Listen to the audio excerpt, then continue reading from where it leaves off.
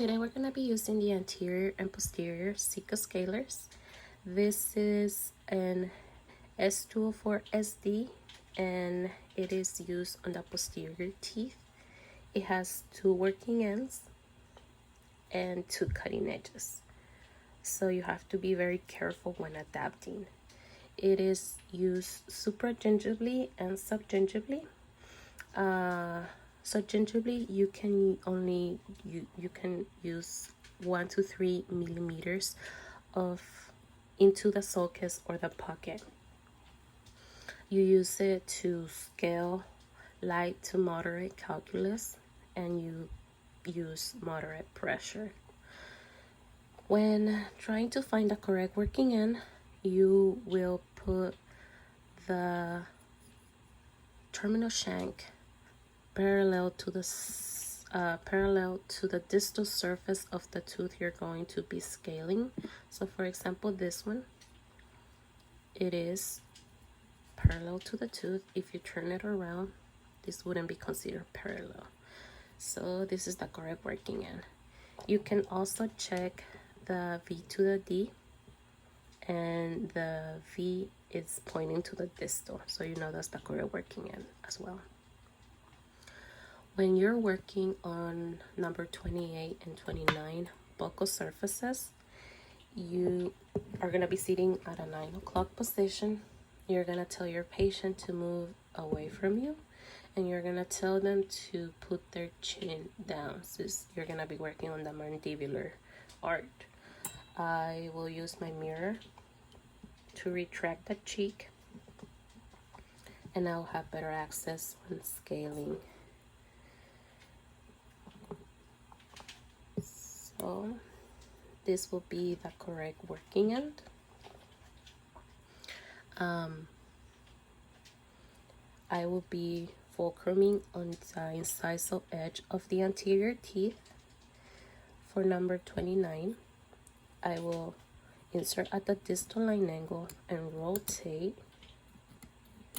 doing short overlapping strokes and applying light pressure. Then you insert into the buccal surface and do oblique overlapping strokes, and turn as you get to the mesial line angle and do overlapping strokes. Same for number 28. Insert at the distal line angle, do overlapping strokes, then do oblique overlapping strokes on the buccal surface, turn and roll into the mesial line angle and do overlapping strokes as well. Remember to be adapted to the tooth so you don't cause tissue trauma. For the linguals of number 19 and 20, you can be sitting at a 9 o'clock position. You will put the distal parallel to the distal of the tooth, and that is the correct working end. Tell your patient to move away from you a little bit, and I'll be fulcruming on the incisal edge of the anterior teeth. Insert into the distal line angle of number 19 and do short strokes, applying light pressure. Then do oblique overlapping strokes on the lingual surface, roll into the mesial line angle and do overlapping strokes. Same for number 20. Insert into the distal line angle, do oblique strokes on the lingual surface, roll into the mesial line angle and do short strokes. When working on number 13 and 14 buccal surfaces, you're going to tell your patient to move towards you. You'll be sitting at a 10 o'clock position, if that makes it easy. Make sure that you're using the correct working end.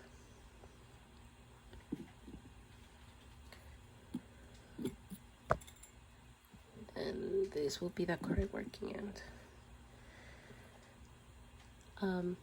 since you're working on the maxillary arch, you're going to tell your patient to put their chin up for better access.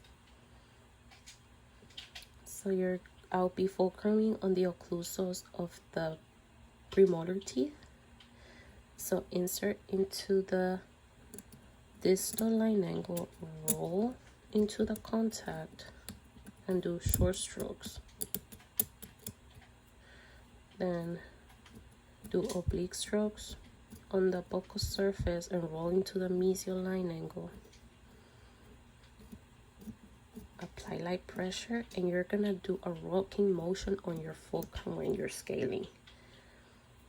Do the same thing for number 13. Insert into the distal,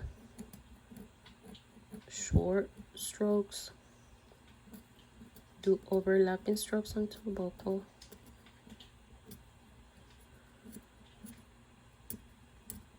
and roll into that mesial line angle and do short strokes, rocking on your fulcrum. For the linguals of number 2 and 3, you're going to tell your patient to turn as much as they can towards you. You'll be sitting at a 10 o'clock position if that makes it easy. You can also use a bite block for the typodon. It's just a little bit like that. And you will use your mirror in order to do the lingual surfaces. So just make sure you're using the correct working end. I will be fulcruming on the occlusals of the premolar and the third molar. Insert into the distal line angle of number 2. Do short strokes. Apply light pressure. Do the lingual surfaces, doing overlapping oblique strokes. Roll into the mesial line angle and do short strokes. Do the same thing on number 3. Insert into the distal line angle and roll into the contact of the distal, doing overlapping strokes. Insert into the lingual, doing oblique overlapping strokes. Roll into the mesial.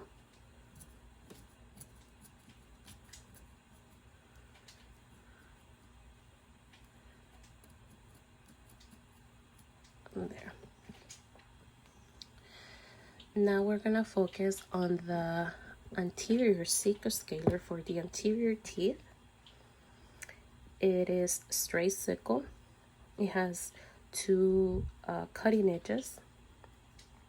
This is used only supragingivally. You can use it a little bit subgingivally, but you will only be using the 2 millimeters of the tip. That's what you're gonna be adapting to the tooth, just the 2 millimeters of the tip. This is the H6, H7 Sickle scaler. So when trying to do the facials of number 22 and 23, for the surfaces towards you, you're gonna want your patient to put their chin down, since you're gonna be doing the mandibular arch. Tell them to turn a little bit towards you. You can be at a 9 o'clock position. And to see the correct working end, just make sure that it is parallel to the tooth. So this will be the correct working end. So for this, I will be fulcruming on the incisal edge of the anterior teeth. I will start at the midline of the tooth and do short strokes, and I'll be rolling into the mesial line angle. There, you're going to have to open the angulation 80 to 90 degrees and move the handle away from the face and do oblique strokes. Do the same for number 23. Start at the midline of the tooth, do short strokes. Open the angulation to 90 degrees.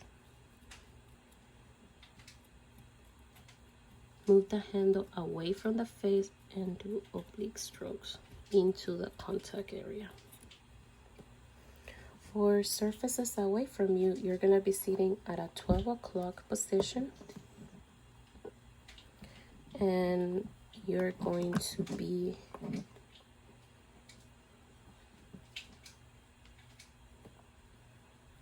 adapting for the correct working end. I will be fulcruming on the incisal edge of the anterior teeth, and I'll start at the midline of the tooth, walking towards the distal area. So I'll be doing short strokes, rolling into the distal line angle. I will open my angulation to between 80 to 90 degrees. I will move the handle away from the face and do oblique strokes into the contact area. This allows you to get deeper into the interproximal area. Remember to just adapt the first 2 millimeters of the tip. And you have to be careful when rolling. You want to be really adapted because it has 2 working edges, 2 sharp edges, and you can cause tissue trauma if we're not really adapted. We do the same thing for number 22. Start at the midline of the tooth, do short strokes. Have your angulation 80 to 90 degrees. Move the handle away from the face, and that will allow you to go deeper into the contact area. You are applying light pressure when using the straight sickle, or you can use moderate pressure depending on the calculus that you have. And remember to just use it super gingivally. You don't want to go subgingivally because it's a big instrument. For the facials of number 10 and 11, we're going to do the same thing. You're going to, for the surfaces towards us, you'll be sitting at a 9 o'clock position. Tell your patient to turn towards you. And since you're going to be doing the maxillary arch, you're going to tell them to put their chin up. Make sure you have the correct working end.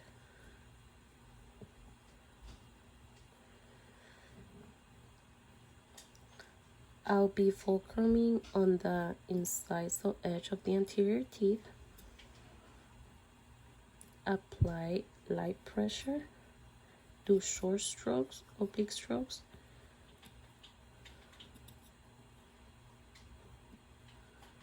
I'll move my fulcrum to the occlusals of the posterior teeth.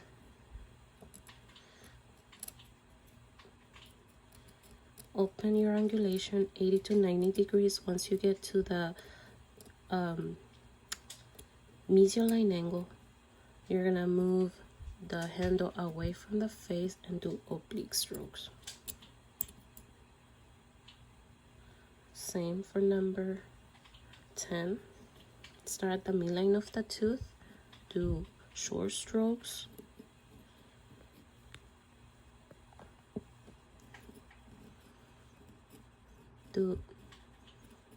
Open the angulation 80 to 90 degrees. Move the handle away from the face and do oblique strokes. For the surfaces away from you, you're gonna sit at a 12 o'clock position. Tell your patient to move towards you. Make sure you have the correct working end, which will be this one. I'll be focusing on the incisal edge of the anterior teeth, and you're gonna do just adapt the first 2 millimeters of the tip. You're gonna be doing short strokes. To open 80 to 90 degrees in angulation. Move the handle away from the face. Once you get to an interproximal area, the distal line angle, and do oblique strokes. Same for number 11. Do short strokes, open the angulation, and do oblique strokes in the distal line angle. One thing that I would do differently, I have to rock on my fulcrum. That's why you need to do once you're scaling with a sickle scaler. You have to rock on your fulcrum, and it depends on the type of calculus you have. That's the amount of pressure you're gonna use. Sometimes you have a little piece and it's really hard to get it off. You have to use a lot of pressure and try to be stable on the fulcrum in order to get that piece off.